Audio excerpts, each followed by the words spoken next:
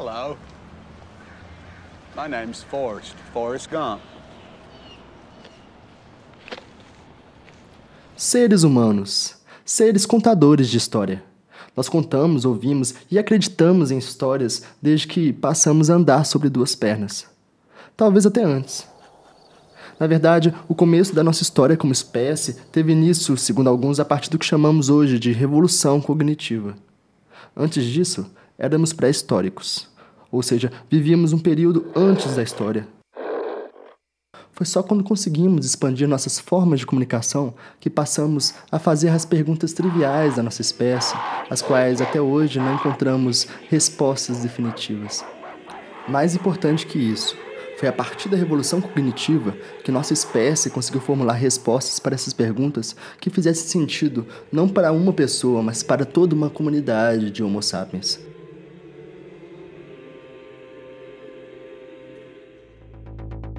Animais bastante similares aos humanos modernos surgiram por volta de 2,5 milhões de anos atrás.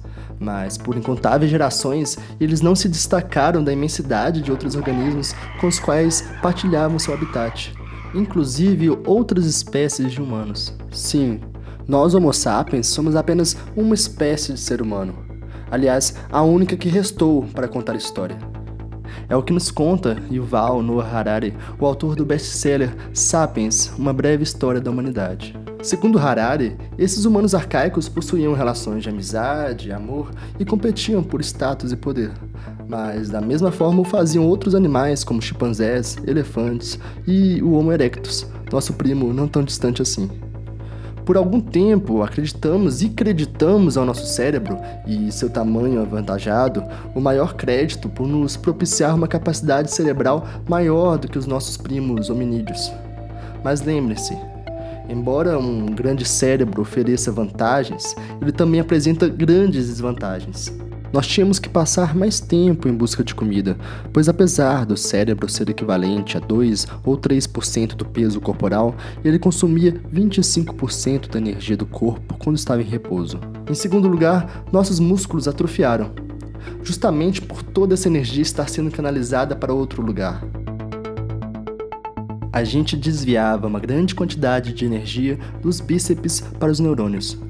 E essa é uma característica bastante importante quando se está lutando pela sobrevivência.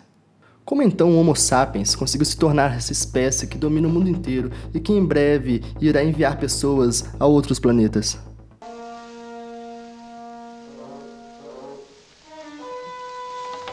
O próprio Harari nos esclarece.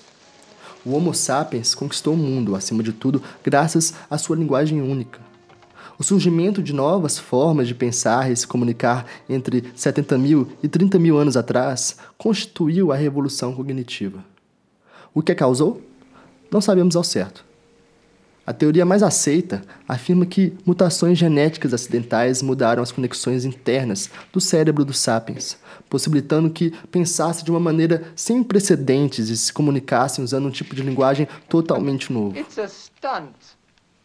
Humans can't write. E o que tem de mais especial na linguagem humana?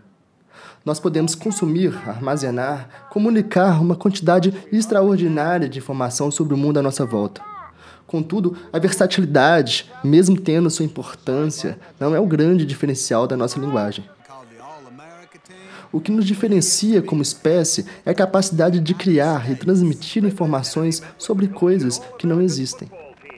Somente os sapiens podem falar sobre coisas que nunca ouviram, cheiraram ou tocaram, e dessa forma criar realidades paralelas. Lendas, mitos, deuses e religiões, tudo isso apareceu pela primeira vez com a revolução cognitiva.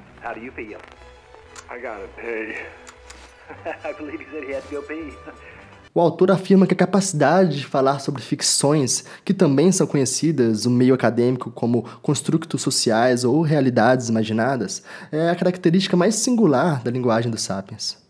Foi o surgimento da ficção que possibilitou que um grande número de humanos estranhos entre si pudesse cooperar de maneira eficaz por acreditar nos mesmos mitos.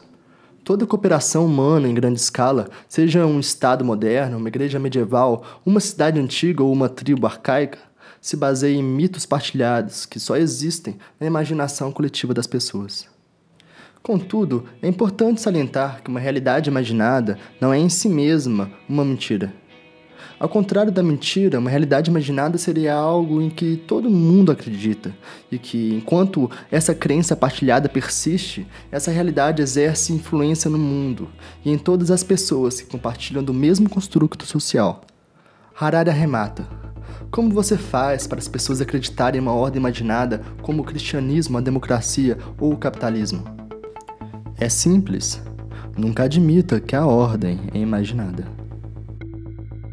Olá, meu nome é Victor e este foi mais um ensaio aqui no Digitalmente. Desta vez usei como base para este ensaio um texto do Raul Santelena, disponível no Medium. Vocês podem encontrar o texto na íntegra na descrição do vídeo. Se você gostou do vídeo, dá um like, compartilhe nas redes sociais e participe da discussão, pois ela nunca precisa acabar. Muito obrigado e até o próximo episódio.